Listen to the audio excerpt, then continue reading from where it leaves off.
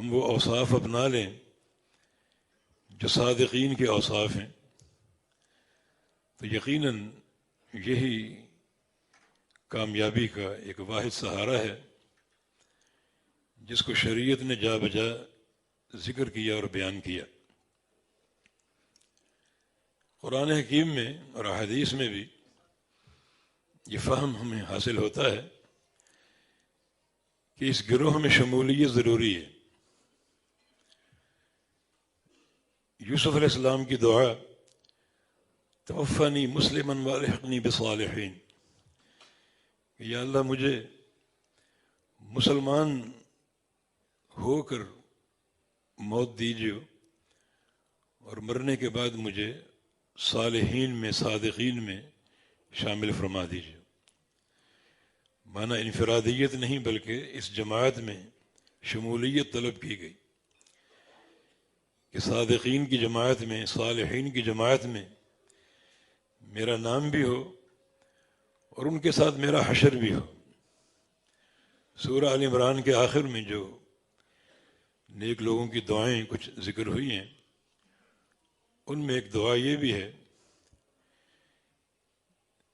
اللہ تعالیٰ سے استغفار کی طلب کے بعد وکفر عنا سیئاتنا وتوفنا مع الابرار، کہ اللہ ہمیں ابرار میں شامل کر کے موت دینا۔ ابرار بر کی جمع ہے، اور بر کا معنی نیک لوگ، نیک لوگوں میں شامل کر کے موت دینا۔ جو نیک لوگوں کا قافلہ ہے اس قافلے میں ہمارا اندراج ہو جائے، اس میں شامل ہو جائیں، پھر ہمیں موت دینا۔ فطر کی دعا آپ پڑھتے رہتے ہیں روزانہ، اللہم اہدنی فی من ہدیت وعافنی فی من عافیت وتولنی فی من تولیت وبارک لی فیما اعطیت۔ اے اللہ مجھے ہدایت دے دے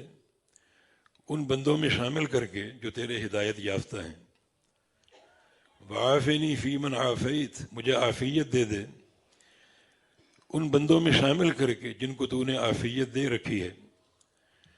وتولنی فی من تولیت، اور میرا کارساز بن جا ان بندوں میں شامل کر کے جن کا تو کارساز بن چکا ہے۔ تو یہاں بھی اس جماعت میں شمولیت کی طرف اشارہ ہے۔ جو نفس مطمئنہ مرتی ہے، فوت ہوتی ہے، اس کے لیے بھی یہی فہم سامنے آتا ہے، یا ایتھا النفس المطمئنہ ارجعی الی ربک راضیۃ مرضیہ فادخلی فی عبادی وادخلی جنتی۔ اے نفس مطمئنہ جو روحانی غذا کے ساتھ مطمئن ہو چکی ہے، جس کا اضطراب ختم ہو چکا، کثرت ذکر، کثرت تلاوت قرآن اور نمازوں اور نوافل کی ادائیگی سے اطمینان حاصل کر چکی، اب تیرا آخری وقت آ چکا، تو ارجع الی ربک راضیۃ مرضیہ، لوٹ جا اپنے رب کی طرف اس طرح، اس حال میں کہ تو مجھ سے راضی ہے اور وہ تجھ سے راضی۔ فادخلی فی عبادی، میرے بندوں میں داخل ہو جا،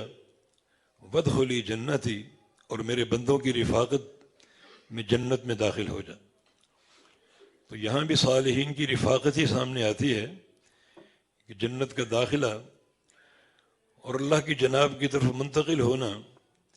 یہ صالحین کی جماعت کے ساتھ ہے، صادقین کی جماعت کے ساتھ ہے، سچے لوگوں کے ساتھ ہے۔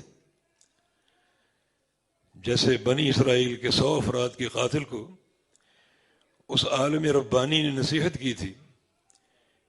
من یحول بینک و بین توبتک، کہ تو 100 قتل کر کے آیا ہے، تیرے اور تیری توبہ کے درمیان کوئی چیز حائل نہیں ہو سکتی، کسی مفتی کا فتویٰ حائل نہیں ہو سکتا، یقیناً تیری توبہ قبول ہوگی۔ بس میرا مشورہ یہ ہے کہ ساتھ والی بستی میں صالحین کی جماعت ہے، وہاں ہجرت کر جاؤ، ان کے اندر شامل ہو جاؤ، ان کے ساتھ مل کر توبہ بھی کرو، استغفار بھی کرو، اللہ تعالیٰ کی عبادت بھی کرو۔ تو ضروری ہے کہ صالحین کی جماعت کا تعین کرو اور اس جماعت میں شمولیت اختیار کرو، تاکہ یہ ایک اجتماعی عمل زیادہ آپ کی کامیابی پر منتج ہو۔